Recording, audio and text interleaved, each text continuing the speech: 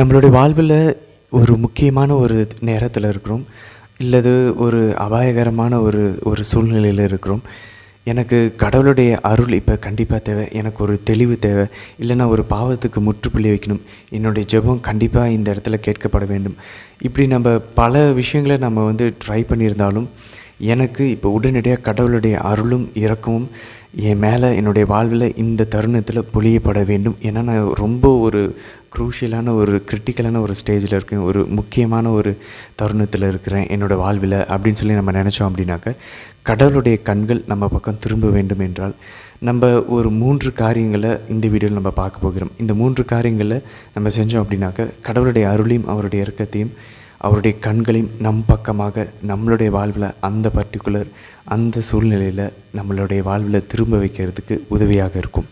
முதல் காரியம் என்ன அப்படின்னாக்க, உபவாசம் இருக்கிறது. உபவாசம் இருக்கிறதுனால பல நன்மைகள் நம்ம பெற்றுக்கொள்ளலாம், நம்மளுடைய ஜெபங்கள் கேட்கப்படும்.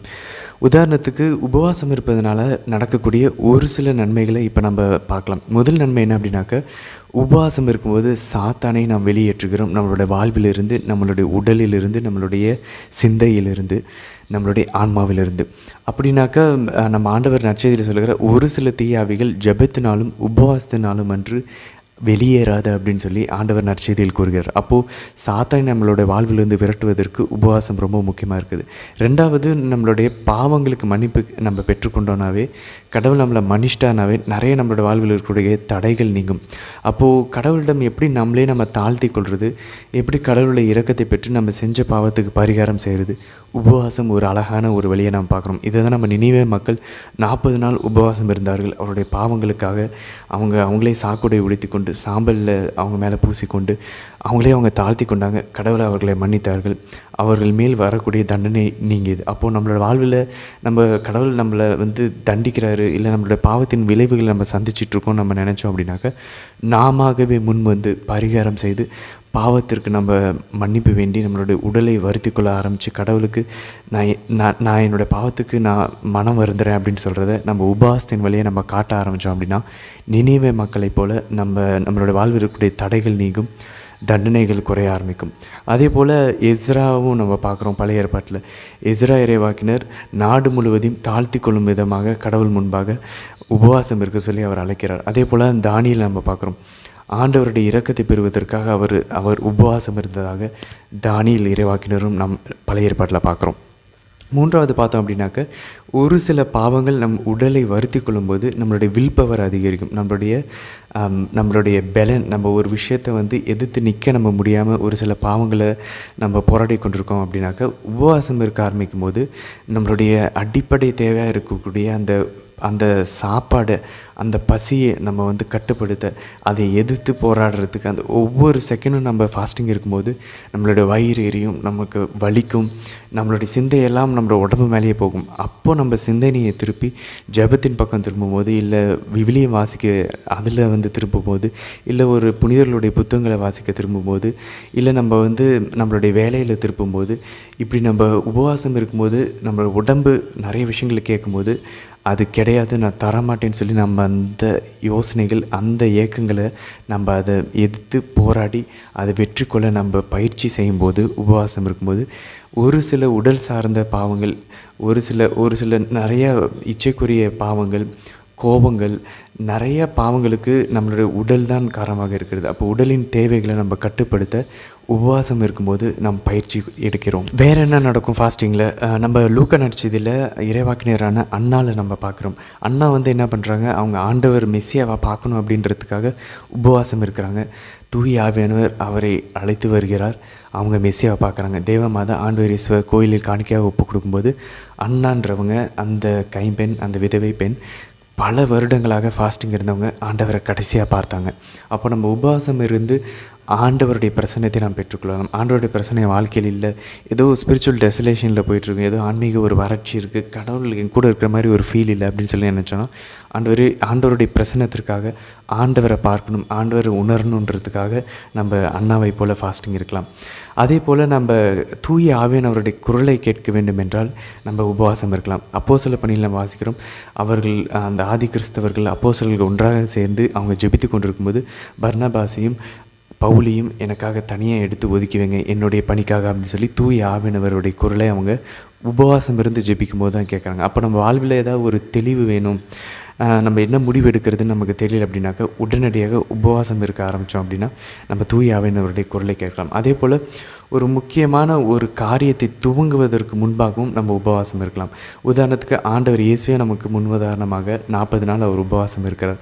அதே போல் எஸ்தர் அரசி அந்த அரசனை பார்த்து அவங்களுடைய நாட்டு மக்களுக்காக, அவங்களுடைய யூத மக்களுக்காக அவங்க பரிந்து பேசுகிறதுக்கு முன்னாடி அவங்களுடைய வாழ்வே அதில் மிகப்பெரிய ஒரு அபாயத்தில் இருக்கும்போது எஸ்தர் அரசி அவங்க உபவாசம் இருந்து சாக்கு உடை அணிந்து அவங்க ஆண்டவருடைய இரக்கத்தையும் அருளையும் கெஞ்சுறாங்க. அப்போ அவங்களுக்கு அவங்களுடைய காரியத்தில் அவங்க வெற்றி பெறுறதை நம்ம பார்க்குறோம். அதே போல் தான் நம்ம ஆண்டவருடைய வார்த்தையை பெற்றுக்கொள்ளணும் அப்படின்னு சொல்லி நம்ம நினச்சோம் அப்படின்னாக்க நம்ம வாழ்க்கை எப்படி வாழணுன்றதே நமக்கு தெரியல. கடவுளே எனக்கு என்னுடைய லைஃபுக்கான அந்த ரூல்ஸ் எனக்கு தாங்க, நீங்கள் இறைவார்த்தை மூலியமாகவோ இல்லை என்னுடைய மனசுலேயோ இல்லை வேறு யாராவது குருக்கள் கண்ணீர்கள் ஊழியக்காரர்கள் வழியாகவோ என் கூட நீங்கள் பேசுங்க அப்படின்னு சொல்லி நம்மளோட வாழ்வை எப்படி வாழணும், வாழ்வுக்கான அந்த இறை வார்த்தையை நம்ம தெரிந்து கொள்ள வேண்டும். அப்படின்னாக்க மோசேவை போல் பழைய ஏற்பாட்டில் 40 நாள் அவர் உபவாசம் இருந்ததுக்கப்புறம் கடவுளுடைய கட்டளைகளை அவருடைய வார்த்தைகளை பெற்றுக்கொண்டு எப்படி வாழணுன்றதை அவர் மக்களுக்கு கற்பிக்கிறார். அப்போ நம்மளும் மோசேவை போல் நம்மளுடைய வாழ்வை எப்படி வாழணும், கடவுளுடைய வார்த்தையும் கட்டளைகளையும் கடைபிடிக்கணும், அதை தெரிந்து கொள்ளணும், அதோடைய நுணுக்கங்களை நம்ம அறிந்து கொள்ளணும், அந்த ஞானம் நமக்கு பெற்றுக்கொள்ளணும் அப்படின்னு நினச்சோம் அப்படின்னா மோசேவை போல் நாமும் 40 நாள் உபவாசம் இருக்கலாம். சரி, இப்போ உபவாசம் இருக்கணுனாக்க இது வரைக்கும் உபவாசமே இருந்ததில்லை அப்படின்னாக்க உடனடியாக நம்ம ரொம்ப ஸ்ட்ராங்கான ஃபாஸ்டிங் நம்ம இருக்க முடியாது. அப்போ முதல்ல என்ன தவிர்க்கலாம், 3 வேளைகளுக்கு நடுவில் 3 வேளை உணவுக்கு நடுவில் நம்ம குடிக்கிற காஃபி டீ அல்லது அந்த ஸ்நாக்ஸ் எதாவது சாப்பிட்றோம் அப்படின்னா சிற்றுண்டிகளை நம்ம தவிர்க்கலாம். அதுக்கப்புறம் காலையில் மட்டும் நம்ம உபவாசம் இருக்கலாம். ஒரு 3 நாள் உபவாசம் இருக்கலாம். ஒரு வாரம் 7 நாள் 9 நாள் ஒரு நவநாள் வச்சுருக்கலாம் காலையில் மட்டும். அல்லது 21 நாள் காலையில் ஃபாஸ்டிங், அல்லது 40 நாள் காலையில் ஃபாஸ்டிங், இல்லை 54 நாள் நவநாள் வைக்கலாம். உதாரணத்துக்கு நம்ம செப்டம்பர் மாதவுடைய பர்த்டே வருது, அதுலேருந்து 54 நாள் நம்ம கவுண்ட் பண்ணி அதுக்கு முன்னாடி எந்த டேட் ஆரம்பிக்குதோ ஜூலை மாதத்தில் அந்த டேட்லேருந்து நம்ம 54 நாள் நவநாளில் வைத்து நம்ம உபவாசம் காலையில் இருக்கலாம். இல்லை நம்ம ஏற்கனவே காலையில் உபவாசம் இருந்து நமக்கு பழக்கம் இருக்குது அப்படின்னா காலையிலையும் மதியான உணவையும் நம்ம தவிர்த்து உபவாசம் இருக்கலாம். முடிந்த அளவு நம்ம அந்த நேரத்தில் ஜெபிக்க முயற்சிக்கலாம். இல்லை நம்ம வேலை பணிகள் இருந்துச்சு அப்படின்னாக்க நம்ம பணிகளுக்கு மத்தியிலையும் கூட நம்ம உபவாசம் இருக்கலாம். அப்புறம் வேறு என்ன பண்ணலாம், தொடர்ந்து ஒரு நாள் முழுதும் காலையில் மத்தியானம் நைட்டு உபவாசம் இருந்து அடுத்த நாள் காலையில் நம்ம சாப்பிட முயற்சிக்கலாம். அல்லது எனக்கு இந்த ஒரு காரியம் கிடைக்கிற வரைக்கும் நான் நான்வெஜ் ஃபுல்லாக தவிர்க்க போகிறேன், ஸ்வீட் ஃபுல்லாக தவிர்க்க போகிறேன், அப்படி நம்ம உபவாசம் இருக்கலாம். அல்லது நான் சோஷியல் மீடியாவை தவிர்க்க போகிறேன், நான் படங்கள் பார்க்க மாட்டேன், நான் நியூஸோ காமெடியோ கேட்க மாட்டேன், என்னுடைய டிவி டைமை நான் குறைச்சிட்டு என்னுடைய ஸ்க்ரீன் டைமை நான் குறைச்சிட்டு நான் என்னுடைய ஜெபத்தில் இறைவார்த்தை வாசிக்கிறதுல புனிதர்களுடைய ஆன்மீக வாசிப்பில் நான் என்னுடைய நேரத்தை செலவழிக்க போகிறேன், இல்லை நான் திருப்பலிக்கு போக போகிறேன், இல்லை இன்னொரு எக்ஸ்ட்ரா ஜெபமாக ஜெபிக்க போகிறேன், ஏதாவது ஒன்று பண்ணி நம்ம ஃபாஸ்டிங் இருக்கலாம். அல்லது நம்ம ஏற்கனவே ஒரு நாள் இருந்து நமக்கு பழக்கம் இருக்குன்னா 2 நாள் 40 மணி நேரத்தை முயற்சிக்கலாம். ஏன்னா மோசேவும் ஆண்டவர் இயேசுவும் நினிவே மக்கள் எல்லாமே 40 அவங்க பயன்படுத்துகிறாங்க உபவாசத்துக்கு. நம்மளால் 40 நாட்கள் இருக்க முடியலனாலும் 40 மணி நேரம் கிட்டத்தட்ட 2 நாட்கள் நம்ம உபவாசம் இருக்கலாம். அப்போது சனிக்கிழமை ஞாயிற்றுக்கிழமையை தேர்ந்தெடுத்து நம்ம அந்த டைமில் உபவாசம் இருக்கலாம். அல்லது நம்ம 3 நாள் புனித பவுலினுடைய ஃபாஸ்டிங் போல் 3 நாள் ஃபாஸ்டிங் இருக்கலாம். இது ரொம்ப குரூஷியலானது. எப்பயுமே 48 மணி நேரத்தை நம்ம கடக்கும்போது அந்த உபவாசம் இருந்ததுக்கப்புறம் நம்ம எப்படிப்பட்ட ஃபுட்டு அதுக்கப்புறம் எடுக்க ஆரம்பிக்கிறோம் அப்படின்றது நம்ம ரொம்ப கவனமாக இருக்கணும். கொஞ்சம் லிக்விட் ஃபுட்டாக ஜூஸ் அந்த மாதிரி ஏதாவது எடுத்து அதுக்கப்புறம் தான் ஸ்டார்ட் பண்ணி. இந்த 3 நாள் புனித பவுலினுடைய ஃபாஸ்டிங் பார்த்தோன்னா அவர் குடிக்கவும் இல்லை உண்ணவும் இல்லைன்னு போட்டிருக்கோம். அப்படின்னா அவர் தண்ணி கூட குடிக்கல, சாப்பிட கூட இல்லை. புனித லோயலா இன்னாசியார் கிட்டத்தட்ட 7 நாட்கள் இதே போல் அவர் இருந்திருக்கிறார். ஸோ இது ரொம்ப கொஞ்சம் நம்ம ரிஸ்கியானது. அதனால் இதை நம்ம உண்மையிலே ஜெபிச்சு ஆண்டவரே நீங்கள் என்னை எப்படி இருக்க சொல்கிறீங்க, நான்வெஜ் தவிர்க்க சொல்கிறீங்களா, அல்லது என்னை 7 நாள் இருக்க சொல்கிறீங்களா, காலையில் மட்டுமா, இல்லை காலையிலையும் மதியானமோ, இல்லை 2 நாள் தொடர்ந்து இருக்க சொல்கிறீங்களா, இல்லை 3 நாள் புனித பவுலை போல் உண்ணவும் இல்லாமல் குடிக்கவும் இல்லாமல் ரொம்ப ரொம்ப ஒரு எமர்ஜென்சியான ரொம்ப சீரியஸான ஒரு சுச்சுவேஷனில் புனித பவுலினுடைய ஃபாஸ்டிங்கு. புனித லோயலா இன்னாசியார் 7 நாள் இருந்திருக்காரு. அதெல்லாம் ரொம்ப ரிஸ்கியானது. துவக்கத்தில் இருக்கிறவங்க கண்டிப்பாக அப்படி இருக்கவே முடியாது. ரொம்ப ஆழமாக ஜபத்தில் இருக்கிறவங்க மட்டும்தான் அது இருக்க முடியும். ஏன்னா தண்ணியும் குடிக்காமல் உபவாசமும் நம்ம இருந்தோம் அப்படின்னாக்கா, சாப்பாடும் சாப்பிடாம இருந்தோன்னா 3வது நாள் மிக மிக மிக மிக நம்ம வந்து ரொம்ப பலவீனமாயிரும் 3 நாட்கள்லேயே. ஆனால் ஒரு வேளை நம்ம காலையில் ஃபாஸ்டிங் இருக்கிறதெல்லாம் ரொம்ப எளிதானது. அதெல்லாம் துவக்கத்தில் இருக்கவங்க கண்டிப்பாக துவங்கலாம். 7 நாள் நான் காலையில் ஃபாஸ்டிங் இருக்கேன், 9 நாள், 21 நாள், 40 நாள், 50 நாட்கள், 54 நாள் நான் வந்து காலையில் மட்டும் ஃபாஸ்டிங் இருக்கிறதெல்லாம் ரொம்ப எளிதானது. துவக்கத்தில் இருக்கிறவங்களே இதெல்லாம் வந்து ஸ்டார்ட் பண்ணலாம்.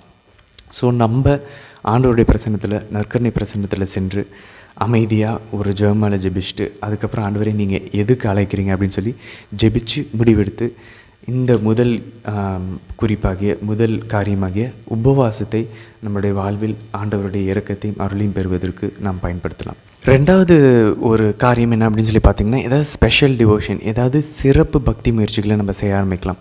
இதை நான் அப்படி வந்து ஸ்பெஷல் டிவோஷன் கூப்பிட்றேன். ஏன்னா அப்படின்னாக்க, நம்ம நார்மல் ரொட்டீனில் நம்ம ஏற்கனவே திருப்பலி போயிட்டு இருப்போம், இல்லை அடோரேஷன் சேப்பல் போயிட்டுருப்போம், இல்லை ஜெபமாலைகள் ஜெபிச்சுட்ருப்போம். நம்ம ஸ்பெஷலாக ஏதாவது ஒன்று பண்ணி நம்மளுடைய ஆன்மீக வாழ்வில் ஒரு புத்துணர்வு, ஒரு திரும்ப ஒரு புது பொலிவு நம்ம பெற்றுக்கொள்ளணும் அப்படின்னாக்க, நம்ம வழக்கத்துக்கு செஞ்சு கொண்டிருக்கிறதை தாண்டி அதை தவிர்க்காமல் அதோடு சேர்த்து வேறு ஏதாவது ஸ்பெஷல் டிவோஷன்ஸை நம்ம செய்ய ஆரம்பிக்கலாம். உதாரணத்துக்கு நடைப்பயணமாக ஒரு நாளைக்கு கண்டிப்பாக குறைஞ்சது நம்மளால் ஒரு 15லேருந்து 30 கிலோமீட்டர் நம்மளால் நடக்க முடியும். அப்போது அவ்வளோ தொலைவில் இருக்கக்கூடிய ஏதாவது ஒரு மாதாவுடைய திருத்தலத்திற்கோ ஏதாவது ஒரு கோயிலுக்கோ நம்ம ஆலயத்திற்கு சென்று நம்ம நடைப்பயணமாக போகலாம். அப்போ நம்ம நடக்கும்போது கையில் ஜெபமாலை எடுத்து ஜெபமாலை ஜெபிச்சுக்கிட்டு பாட்டு பாடிக்கிட்டு நம்ம போகலாம். அதை நம்ம வந்து விடிய காலையில் நம்ம நடக்க ஆரம்பிக்கலாம். 2 மணியில் ஆரம்பித்து அந்த மாதிரி நம்ம எவ்வளோ நேரம் எடுக்குதோ நம்ம போகலாம். அல்லது நம்ம வந்து நைட் டைமில் நடக்க ஆரம்பிக்கலாம். பட் ஆனால் நம்மளுடைய ஏரியா வந்து ரொம்ப சேஃபாக என்ன அப்படின்றத நம்ம பார்த்துக்கிட்டு நம்ம இதை செய்யலாம். ஸோ இந்த மாதிரி ஒரு நாள் முழுதும் அல்லது நடைப்பயணமாக நம்ம மேற்கொள்ளலாம். காலையிலேருந்து ஆரம்பித்து நம்ம நைட்டுக்குள்ளே ஒரு இடத்துக்கு போய் சேர்ந்துடலாம். அங்கேருந்து திரும்ப நம்ம வந்து பஸ்ஸில் வரலாம். ஸோ 15லேருந்து ரொம்ப ஒரு 30 நல்லா நடக்க முடியும் அப்படின்னாக்க 30 கிலோமீட்டர், ஒரு 4 கிலோமீட்டருக்கு ஒரு முறை நம்ம வந்து கொஞ்சம் ரெஸ்ட் எடுத்துக்கலாம். இந்த மாதிரி நிறையா நம்ம ஸ்பெஷல் டிவோஷன்ஸில் இந்த நடைப்பயணம் ரொம்ப பவர்ஃபுல்லானது. நம்ம கால் வலிக்கும், நம்ம ரொம்ப டயர்டாகவும் வீக்காகவும், குறிப்பாக அந்த நேரத்தில் நம்ம வெறும் காஃபி டீ மட்டும் குடிச்சிட்டு தண்ணி மட்டும் குடிச்சிட்டு போகிறதுக்கு நம்ம முயற்சி செய்யலாம். அந்த நேரத்தில் உபவாசத்தை கூட நம்ம அதோடு இணைக்கலாம். ஸோ நம்மளோட உடல்நிலையை பொறுத்து நம்ம ஜெபிச்சு கடவுள் நம்மளை எது கூப்பிட்றாரு, நம்ம ரொம்ப ஒரு வாஞ்சியோடு இருந்தோம் அப்படின்னாக்க நம்ம ஸ்ட்ராங்காக நம்ம உபவாசம் இருந்து அந்த கோயிலை சென்று அடையிற வரைக்கும் எதுவும் சாப்பிட மாட்டேன் அப்படி கூட நம்ம வந்து நடைப்பயணம் மேற்கொள்ளலாம். ஆனால் வழியில் நம்ம கண்டிப்பாக ஜெபமாலை ஜெபித்து கொண்டு தான் போக வேண்டும். 2வது நம்ம என்ன பண்ணலாம்னாக்க, வேளாங்கண்ணிக்கு சென்று நம்ம முழங்கால் படியிடலாம், முட்டி போட்டு நம்ம போகலாம். இது ஒரு ஸ்பெஷல் டிவோஷன். இது வந்து நமக்கு கடவுளுடைய அருளை பெற்று தருவதற்கு. ஏன்னா நம்ம அது போடுவது அவ்வளோ எளிதானது இல்லை. ஸோ அதை நம்ம செய்யலாம். வேறு என்ன செய்யலாம்? நைட் விஜில் அட்டன் பண்ணலாம்.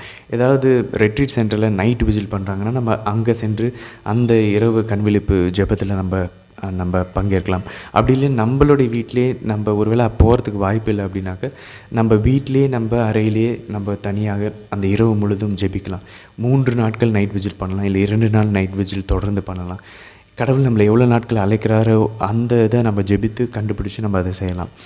அப்படி இல்லையாக்க நம்ம அடோரேஷன் சேப்பலில் நம்மளுடைய பங்கு தந்தைக்கிட்ட நம்ம பர்மிஷன் வாங்கிட்டு கூட நம்ம ஆலயத்துக்கு சென்றோ அல்லது நற்கருணை சிற்றாலயத்துக்கு சென்றோ நம்ம இரவு முழுதும் அவருக்கு முன்பாக நம்ம நைட் விஜில் செய்யலாம். நம்ம பர்சனலாக நைட் விஜில் பண்ணுறோம் அப்படின்னாக்கா, தனியாக நம்ம தூங்காமல் இருக்கிறதுக்கு புனித லோயலா இன்னாசியார் எப்பயுமே முட்டி போடுவார் அல்லது அவர் நிற்பாராம் அவர் நைட்டு முழுசும் ஜெபிக்கும் போது. ஆனால் நம்ம அந்த மாதிரி என்ன பண்ணலாம், ஒரு அரை மணி நேரத்துக்கு ஒரு முறை நம்ம என்ன பண்ணணும் அப்படின்றத நம்ம அந்த இதை மாற்றிக்கொண்டே இருக்கலாம். உதாரணத்துக்கு 1/2 மணி நேரம் பைபிள் வாசிக்கலாம். அதுக்கப்புறம் ஒரு 1/2 மணி நேரம் முழங்கால் படிட்டு ஒரு ஜெபமாலை ஜெபிக்கலாம். அதுக்கப்புறம் ஒரு 1/2 மணி நேரம் அமர்ந்து நம்ம ஆண்டவரை வந்து பாடி ஏதாவது பாட்டு பாடி புகழலாம். அதுக்கப்புறம் ஒரு 1/2 மணி நேரம் உட்காந்து நம்மளுடைய பாவங்கள் என்னென்ன செஞ்சுருக்கிறோம், நம்ம மனதை இன்னும் உறுத்தி கொண்டிருக்க பாவத்தை நம்ம ஒரு பட்டியலிடலாம். அதுக்கப்புறம் அந்த பாவத்திற்காக மன்னிப்பு வேண்டும் விதமாக நம்ம ஒரு ஜெபமாலை ஜெபிக்கலாம். 3 மணி ஆகும்போது ஒரு இறையிறக்க ஜெபமாலை ஜெபிக்கலாம். எழுந்து நின்று நம்ம எதாவது பாட்டு பாடி ஆண்டவருக்கு நன்றி செலுத்தலாம், இல்லை பாவ மன்னிப்பின் பாடலை பாடலாம்.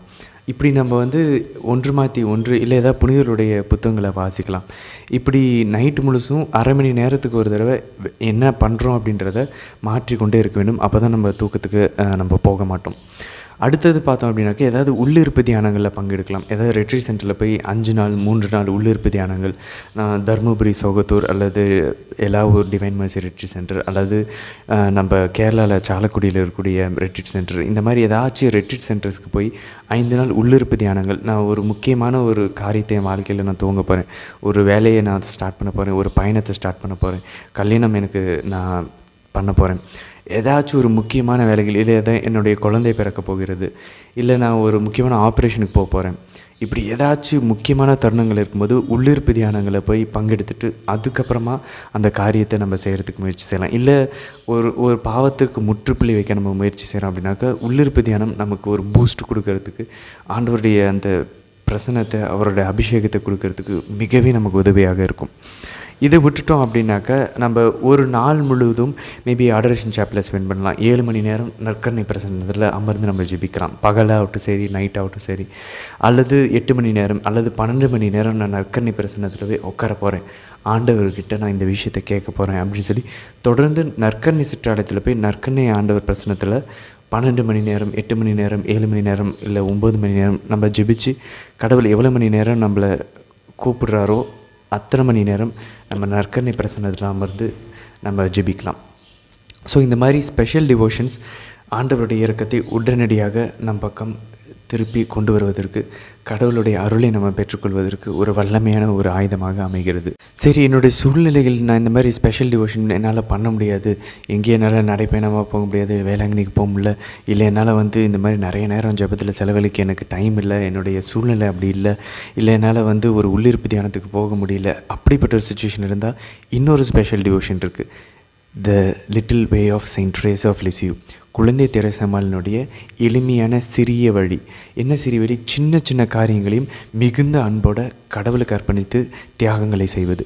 உதாரணத்துக்கு நம்ம செய்கிற வேலையை நமக்கு பிடிக்காமல் செய்கிறோம் அப்படின்னாக்க அந்த வேலையை கூட, இப்போ யாராச்சும் ஒருத்தவங்க நம்மளை திட்டுறாங்க, அந்த திட்டுற அந்த காயத்தை கூட, இல்லை நமக்கு நம்ம தவிர்க்க முடியாத ஒரு சூழ்நிலையில் நம்ம உடலுக்கு ஒரு கஷ்டம் வருது, இந்த மாதிரி சின்ன சின்ன தியாகங்களை, கஷ்டங்களை நம்ம கடவுளுக்கு மிகுந்த அன்போட, ஆண்டவரே இதை நான் இந்த ஒரு காரியத்துக்காக நான் ஒப்பு கொடுக்குறேன், என்னுடைய பாவத்துக்கு பரிகாரமாக உங்ககிட்டேருந்து உங்களுடைய அருளை நான் பெற்றுக்கொள்வதற்காக, இந்த வேலைக்காக அப்படின்னு சொல்லி நம்ம அன்றாட வாழ்வில் நம்ம சந்திக்கக்கூடிய விஷயம். உதாரணத்துக்கு நம்ம வண்டி ஸ்டார்ட் ஆகலை, அதனால் நம்ம தள்ளிட்டு போக வேண்டியது கஷ்டம் இருக்குது, அந்த கஷ்டத்தை நம்ம கடவுளுக்கு மிகுந்த அன்போட, அந்த சின்ன கஷ்டத்தை கடவுளுக்கு நம்ம தியாகமாக, நம்மளுடைய பாவங்களுக்கு பரிகாரமாக ஒப்பு கொடுக்கலாம். ஸோ நம்ம ஜெபம் செய்ய முடியல, இந்த மாதிரி ஸ்பெஷல் டிவோஷன்ஸ் போக முடியல, இல்லை உபவாசம் இருக்க முடியல, என்னுடைய சூழ்நிலை வீட்டில் அப்படி இல்லை, என்னுடைய பணி எப்படி இருக்குது அப்படின்னு சொல்லி நினச்சோன்னா, நம்மளுடைய வேலை, நம்ம கார் ஓட்டுறது, நம்ம வண்டி ஓட்டுறது, நம்ம ட்ரெயின் ஏறுறது, பஸ் ஏறுறது, நம்ம யாராவது நம்மளை திட்டும்போது அதை பொறுமையை ஏற்றுக்கிறது, திருப்பி பேசாமல் இருக்கிறது, இப்படி சின்ன சின்ன விஷயங்கள், அது சைக்கலாஜிக்கல் ப்ராப்ளமாக இருக்கலாம், நமக்கு தலைவலி வரலாம், இல்லை நமக்கு பிடிக்காத ஒரு விஷயத்த நம்மளோட வாழ்வில் நடக்கலாம். இப்படி நமக்கு சின்ன சின்ன விஷயங்களை எடுத்து அதை கடவுளுக்கு மிகுந்த அன்போட, doing little things with great love, சின்ன விஷயங்களை மிகுந்த அன்போட, இந்த காரியத்துக்காக, இந்த பாவத்துக்கு நான் பரிகாரமாக, இந்த ஒரு விஷயத்துக்காக நான் ஒப்பு கொடுக்குறேன்னு சொல்லி கடவுளுக்கு நம்ம செய்யலாம். இதுவும் ஒரு ஸ்பெஷல் டிவோஷன் தான். மூன்றாவது, நம்ம கடவுளிடம் அவருடைய இரக்கத்தை பெறுவதற்கு ஒருவேளை நம்ம நிறைய ட்ரை பண்ணி எதுவுமே நடக்கலனாலும் தேவ மாதாவை பிடித்து கொள்ள வேண்டும். எப்படி பிடித்து கொள்ளலாம்? மிகுந்த ஒரு அழகான ஒரு வழி அப்படின்னு பார்த்தோன்னா ஜெபமாலை தான். நம்ம இது வரைக்கும் ஒழுங்காக ஜெபமாலை ஜெபிக்க மாட்டோம் அப்படின்னாக்க, ஒரு 54 நாட்கள் நம்ம தொடர்ந்து, அல்லது ஒரு 9 நாள் அல்லது 21 நாள் அல்லது 40 நாள் நான் டெய்லி ஒரு ஜெபமாலையை கன்சிஸ்டன்ட் சொல்ல போகிறேன். இல்லை நான் ஏற்கனவே ஒரு ஜெபமாலை ஜெபிக்கிறேன்னா அதை 2ஆக மாற்ற போகிறேன். இல்லை மிகுந்த ஒரு அதிகமான அருளையும் இரக்கத்தையும் நம்ம கடவுளிடமிருந்து பெற்றுக்கொள்ளணுனாக்க நான் டெய்லி 4 ஜெபமாலை ஜெபிக்க போகிறேன். காலையில், மத்தியானம், சாயந்தரம், நைட்டு. இதுக்கு ஒரு முற்றுப்புள்ளி வைக்காமல், ஆண்டவரிடமிருந்து ஒரு பதிலை நான் பெற்றுக்கொள்ளாமல் நிறுத்த மாட்டேன்னு சொல்லி டெய்லி 4 ஜெபமாலைகள் ஜெபிக்கலாம். அப்போ ஜெபமாலை ஜெபிக்கிற அந்த என்ன சொல்கிறது, அந்த நம்பர்ஸை அதிகரிக்கலாம். 1. 2வது, நம்ம ஏற்கனவே 4 ஜெபமாலை ஜெபிச்சுக்கிட்டு இருக்கோம் அப்படின்னாக்க, ஏதோ திரும்ப டல்லாக போகிற மாதிரி ஒரு ஃபீல் இருக்குது அப்படின்னாக்க, நம்ம செய்கிற ப்ராப்ளம் மறையுண்மைகளை சரியாக தியானிப்பதில்லை.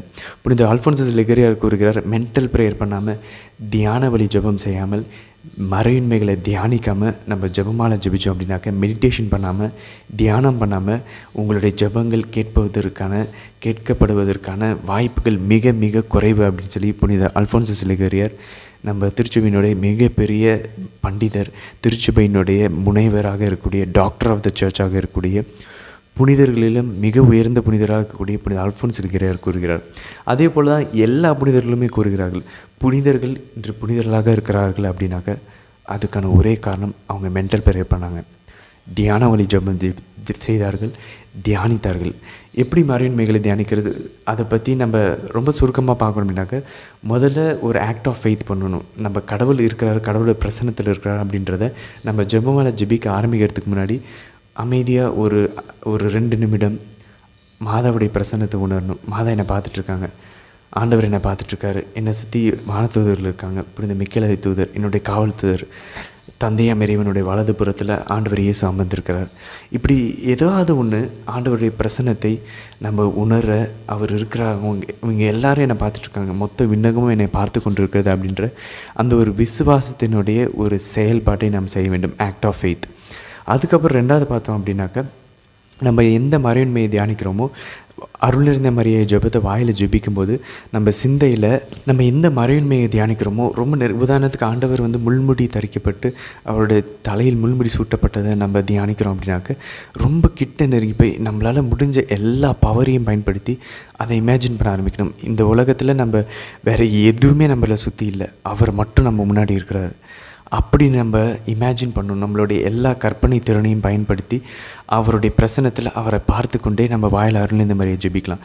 அதுக்கு முன்னாடி அந்த 10 மணி எதுக்கு நம்ம ஒப்பு கொடுக்குறோமோ அந்த ஒரு காரியத்துக்காக ஒப்பு கொடுத்துட்டு ஆண்டவரிடம் அவருடைய பிரசன்னத்தை நெருங்கி நம்ம 8வது அருள் இந்த மாதிரி 9வது அருள் இந்த மாதிரி இல்லை அடுத்த டெக்கேட் 2வது 10 மணியில் நம்ம ஜெபிக்கும் போது ஏதாவது ஒரு நேரத்தில் நம்ம கடவுளுக்கு நெருங்கி வந்து விடுவோம். நம்மளுடைய சிந்தையில் நம்ம இந்த உலகத்தை மறந்து விடுவோம்.